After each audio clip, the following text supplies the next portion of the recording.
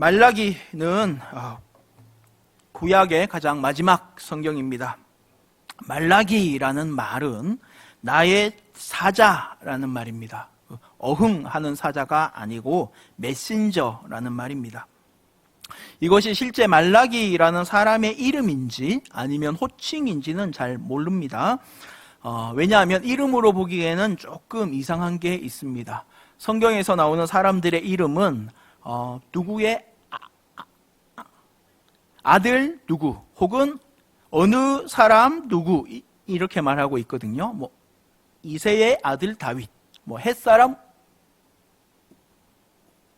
우리야 하는 식으로 말하는데 말라기라고만 써 있어서 좀 어색하기는 합니다. 히브리어로 쓰여진 성경을 유대인들이 헬라인으로 바꾼 성경이 있거든요. 이 성경에서는 말라기를 말라기라고 하지 않고 나의 사자로 이렇게 바꾸어 놨습니다. 어떤 학자는 이가 서기관 에스라다라고 말하기도 합니다만 성경이 이 이름을 숨기고 있기에 이 사람이 누구인지를 밝히는 것이 우리의 목적은 아닙니다. 우리의 그 목표는 말라기가 무엇을 말씀하고 있는가 하는 것입니다. 말라기가 말씀하고 있는 그 말씀의 핵심은 무엇입니까? 앞으로 쭉 이어질 말라기 말씀을 전체를 한 단어로 얘기하면 무엇인지를 1절에서 말씀하고 있습니다. 우리 1절 말씀 함께 읽어보겠습니다. 시작. 여호와께서 말씀하신 경고라. 아멘. 그렇습니다. 말라기의 핵심 메시지는 경고입니다. 경고. 하나님께서 말라기, 즉 하나님의 메신저로 이스라엘에게 말씀하신 경고의 메시지, 예언의 메시지입니다. 경고라는 말은 지금 너가 이렇게 살면 안 된다 하고 위험을 말씀하는 것입니다. 앞으로 말라기를 살펴볼 때 이 경고의 말씀 속에서 하나님의 애타는 마음, 그 불붙는 사랑을 알아가는 은혜가 있으시기를 예수님의 이름으로 축복합니다. 자, 첫 번째입니다. 어떻게 사랑하셨나이까? 입니다. 이렇게 말라기의 성격을 소개한 후에 성경은 바로 본문으로 이어집니다. 2절 상반절 말씀 함께 읽어보겠습니다. 시작. 여호와께서 이르시되 내가 너희는 이르기를 주께서 어떻게 우리를 사랑하셨나이까 하는도다. 아멘. 말라기는 분명히 하나님께서 이스라엘을 사랑하신다는 선언으로 시작합니다. 그런데 바로 이어서 이 선언에 대한 이스라엘 백성의 반응을 말씀하고 있는데 이렇습니다. 하나님께서는 이스라엘에게 사랑한다고 얘기하고 있는데 이스라엘은 이렇게 말합니다. 뭐라고 말하죠? 하나님, 우리를 어떻게 사랑하십니까? 라고 합니다. 마치 사춘기 자녀가 아빠, 엄마에게 하는 말 같지 않습니까? 말 안 듣고 반항하는 애한테 엄마가 야, 내가 너를 얼마나 사랑하는데 이러냐 할 때 엄마가 나 사랑하는 거 맞아? 하는 것과 비슷합니다. 말라기는 BC 450년쯤 쓰여졌습니다. 현재로부터 약 2500년 전 이야기입니다. 이 옛날 얘기임에도 불구하고 이 말은 오늘날 우리에게도 생생하게 와 닿습니다. 왜냐하면 이 말이 우리가 하고 싶은 말일 때가 있기 때문입니다. 아마 지금 여기 수요 예배 나오신 분들은 이제 막 신앙생활 하신 분은 그렇게 많지 않으실 것입니다. 아무리 못해도 예수 믿은 지 10년 이상씩은 다들 안 넘으셨습니까? 저 같은 경우도 할머니로부터 이어지는 3대째 믿음의 가정에서 모태신앙으로 성장했습니다. 이렇게 오래 신앙생활한 우리들에게는 하나님께서 나를 사랑하신다는 이 말이 새롭지 않습니다. 어릴 때부터 흔하게 못이 박히도록 들어온 말씀입니다. 그래서 때때로 이런 말이 우리 안에서 나올 때가 있습니다. 하나님, 나를 사랑하신다 하는데 도대체 어떻게 사랑하시는 겁니까? 왜 그렇습니까? 예수를 믿는데 일이 안 되고 손대는 일마다 막힙니다. 부모님들은 몸이 아프고 자녀는 시험 보는 족족 실패하고 시집장가도 못 가고 있습니다. 손주들은 학교에서 못된 친구들 만나서 사고칩니다. 아니, 하나님께서 나를 그렇게 사랑하신다고 하는데 어떻게 내 인생은 이렇게 힘이 듭니까? 이를 악물고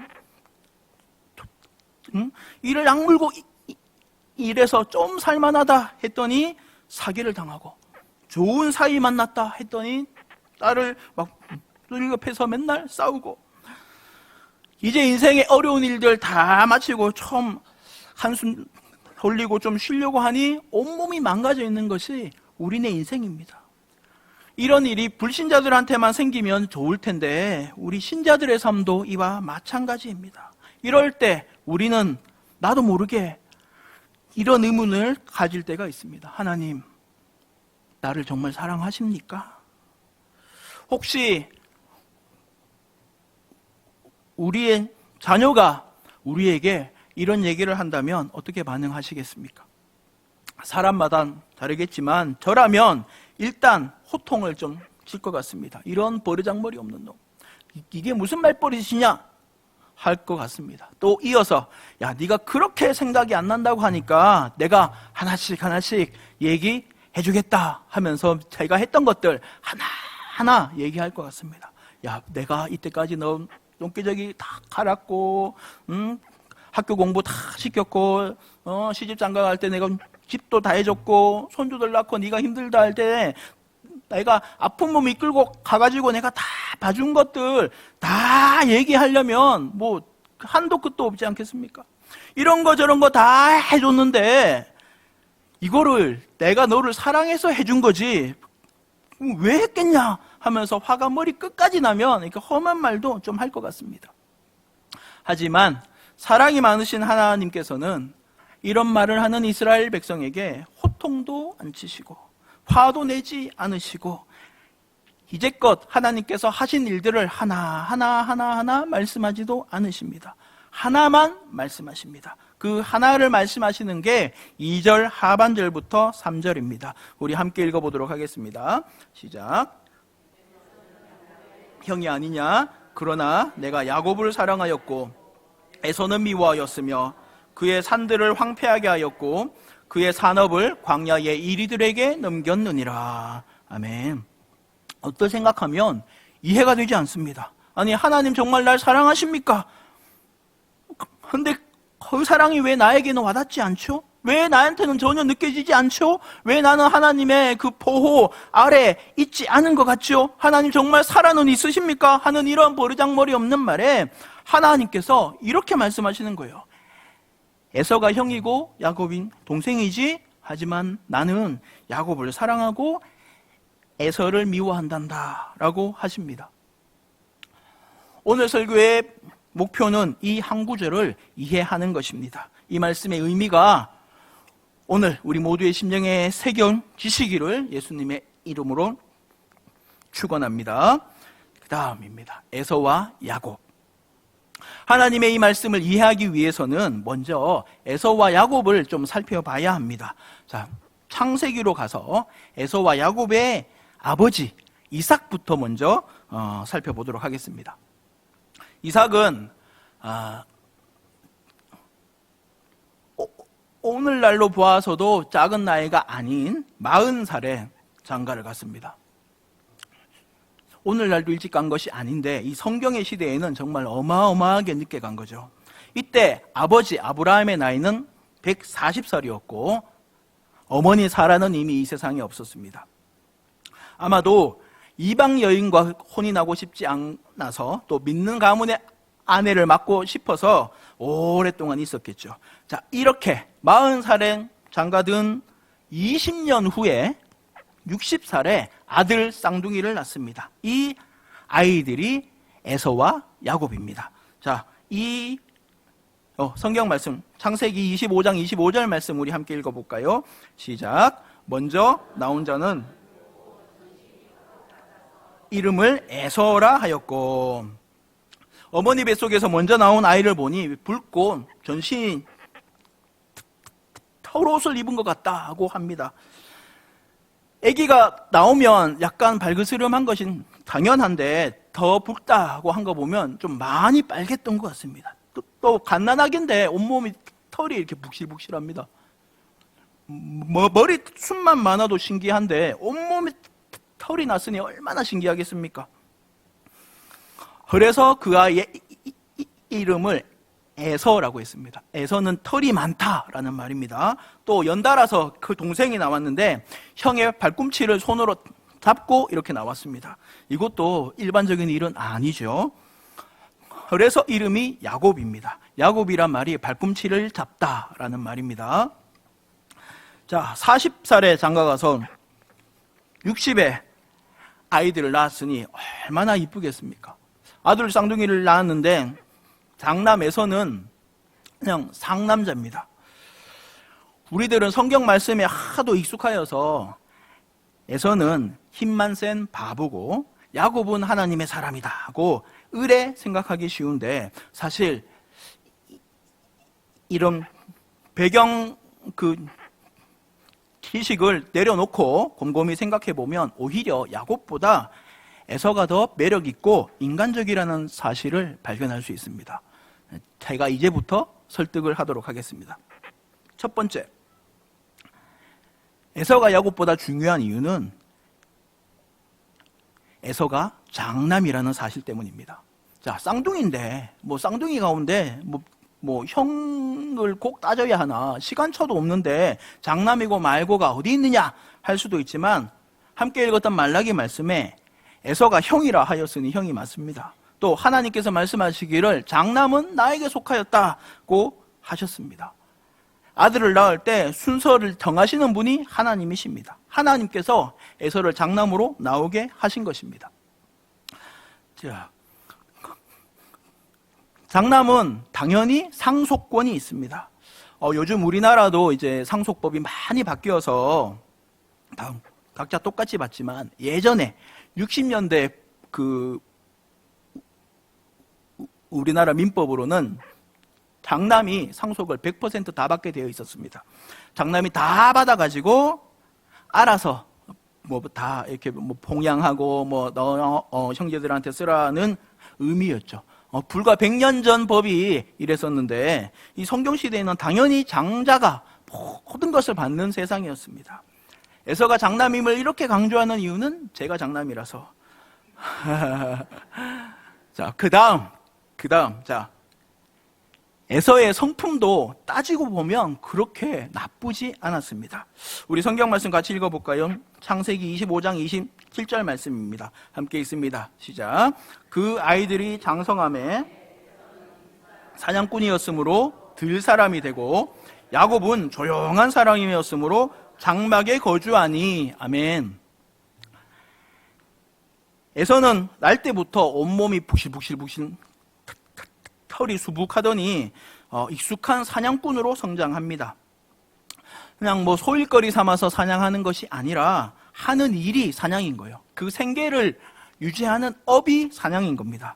반면에 야곱은 조용히 장막에서 살았습니다. 아마도 어머니 리브가와 함께 이것저것 살림을 했을 것 같습니다. 자, 하루는 이삭이 요리를 했는데 마침 요리가 다 되었을 때 에서가 왔습니다. 사냥하느라 지금 힘이 하나도 없습니다. 사냥감이 출퇴근 시간에 맞춰서 나오는 게 아니니까 며칠을 바깥에서 사냥하려고 탁 있다가 너무 배고파서 밥 먹으러 온 것입니다. 자, 아까 말씀드린 것처럼 소일거리 삼아 할 일이 없어서 사냥하는 것이 아니라 사냥이 일입니다. 또 야곱은 살림하는 게 일입니다. 자, 형이 바깥에서 일하다 왔으면 동생이 만든 요리 먹을 수 있는 것 아닙니까? 당연히 먹을 수 있는 건데, 에서가 사냥해 왔던 거를 야곱이 사 먹진 않았을 거 아니겠습니까? 한 집안 식구고 또 각기 맡은 역할이 있는데, 야곱은 형의 그 배고픔을 이용합니다. 형이 팥죽을 달라고 하니까 야곱은 이거 장자의 명분하고 바꾸자, 이런 얘기를 합니다. 세상에 이런 동생이 어디 있습니까? 배가 얼마나 고팠는지, 내가 지금 배가 고파 죽을 것 같은데 그깟 장자의 명분이 뭐냐 하면서 장자의 명분을 팔고 그 떡과 팥죽을 얻어 먹습니다. 또 힘을 얻어서 이제 또 일어나서 사냥하러 나갑니다. 죽어라 일하는 형을 속여서 장자의 명분을 뺏은 이 야곱은 얼마나 나쁜 사람입니까? 또 한편으로는 에서가 그렇게 나쁜 형이 아니었다는 사실도 확인합니다. 왜냐하면 만약에 제가 이 입장이었다면, 에서 같은 형이었다면 야곱은 감히 이런 말을 하지 못했을 것이기 때문입니다. 만약에 저라면 동생이 저한테 밥 줄 테니까 장자권을 넘겨라 한다면 일단은 정신 차리라고 몇 대 때려가지고 쓰러뜨려 놓은 후에 맛있게 밥을 먹고 다음에 사냥할 때 갖고 있던 칼, 창, 활 같은 걸로 협박을 해가지고 다시는 이딴 버리장머리 없는 짓을 못하도록 아주 단단히 홍군형을 냈을 것입니다. 저는 이 구절을 읽을 때마다 에서의 순진함과 대범함을 생각합니다. 만약 저에게 에서 같은 형과 야곱 같은 동생 중에 한 명을 택하라고 하면 에서 같은 형을 택하겠습니다. 어떻게 하면 형을 속여 먹을까? 호시탐탐 이렇게 설치고 있는 이 동생과는 같이 살지 못할 것 같습니다. 반면 에서는 우락부락하고 단순한 면이 있지만 나름대로 순박하고 효도하는 모습도 찾아볼 수 있습니다. 우린 창세기 26장 34절 35절 말씀 함께 읽어보겠습니다. 시작. 에서가 40세에 헷족 속 엘론의 딸 바스맛을 아내로 맞이하였더니 그들이 이삭과 리브가의 마음에 근심이 되었더라. 아멘.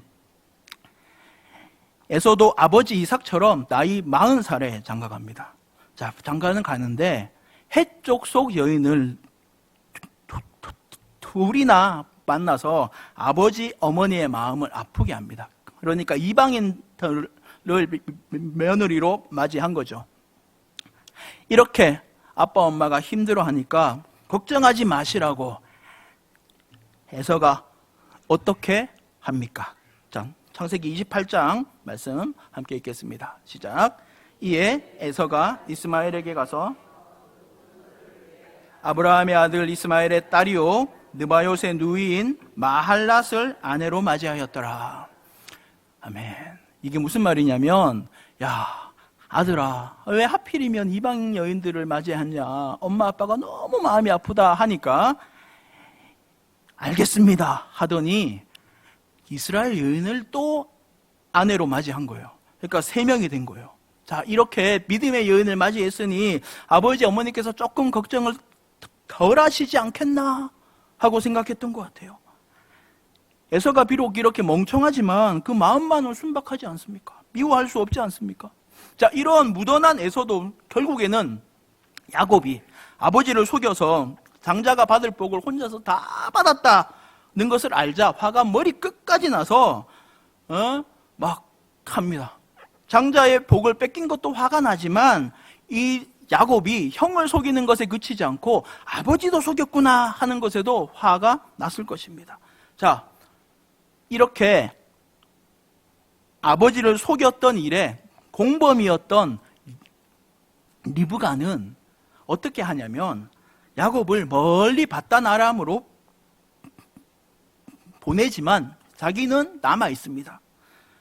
왜냐하면 에서가 아무리 화가 나도 아버지 어머니를 해코지할 사람이 아니라는 것을 아는 것입니다. 만약 진짜 에서가 망난이었다면, 아빠 엄마의 마음을 헤아리지 않는 사람이었다면, 그 야곱이 그렇게 아버지를 속여서 장자의 복을 다 받았을 때 아버지가 보고 있는 앞에서 어머니와 야곱과 사생 결단을 할 수도 있었겠지만 하지 않았습니다. 마지막까지 넘어야 할 선은 넘지 않는 자제력을 발휘합니다. 또 창세기를 읽어보면 알 수 있지만 많은 세월이 흐른 후에 물론 하나님께서 함께 하셨겠지만 마침내는 동생을 용서하는 그 모습도 성경에서 발견할 수 있습니다. 자, 이렇게 에서와 야곱을 생각해 봅니다.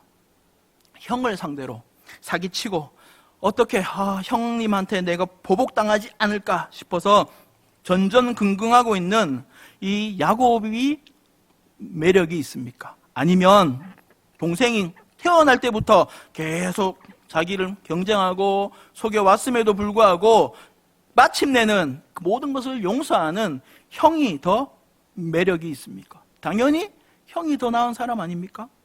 이처럼 장남으로 난 것은 물론이거니와 완벽하지는 않다고 하더라도 형한테 사기치는 야곱보다는 그 나은 사람이 에서인데, 하나님께서는 에서가 아니라 야곱을 선택했다고 말씀하셨고요. 이 야곱의 후손이 이스라엘 백성입니다.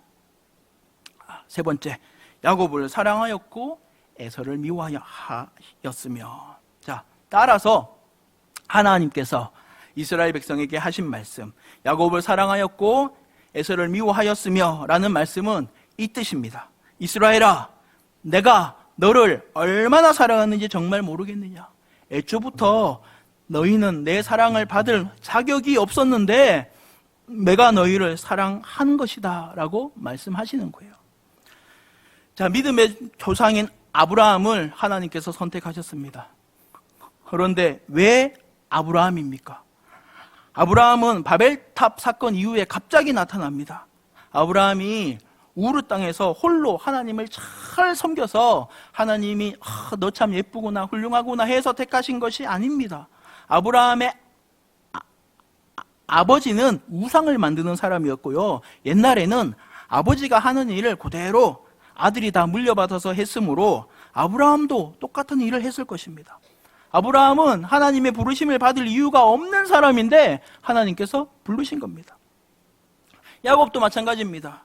원래는 에서가 선택받아야 하는데 하나님께서 야곱을 택하기로 작정하셨습니다.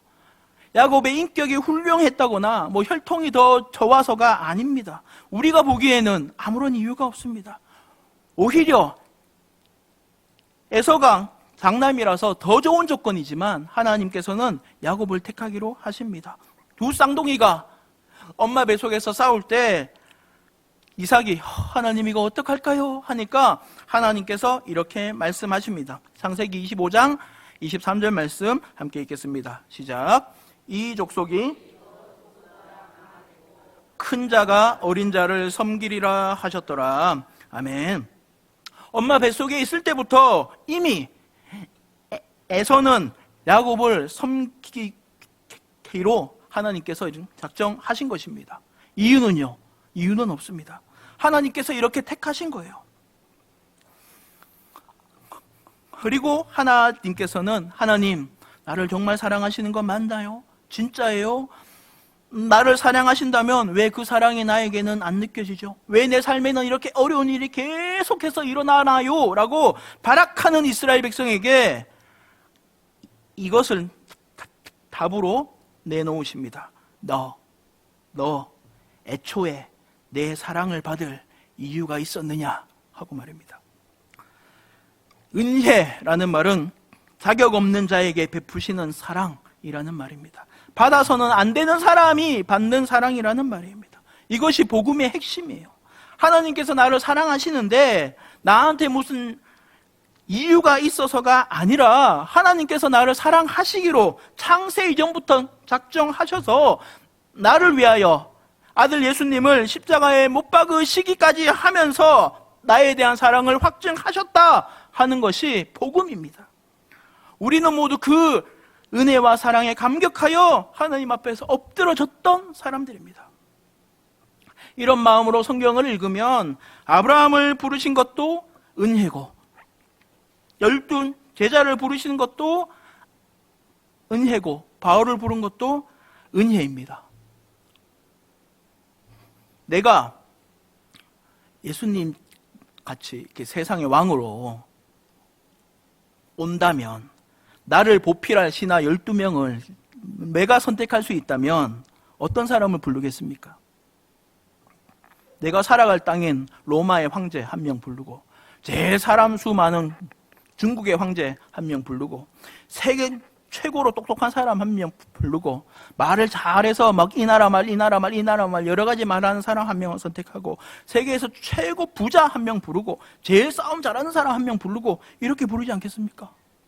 하지만 예수님께서는 이 땅에 오셔가지고 평생 물고기 잡던 어부들을 부르시고, 뭐 별 볼 일 없는 사람들을 부르셨어요. 베드로가 수제자 될 이유가 있어서, 자격이 있어서 부르신 것이 아니라는 말이에요. 그런데 시간이 흐를수록 이 사실이 당연해지기 시작합니다. 감격이 식어져요.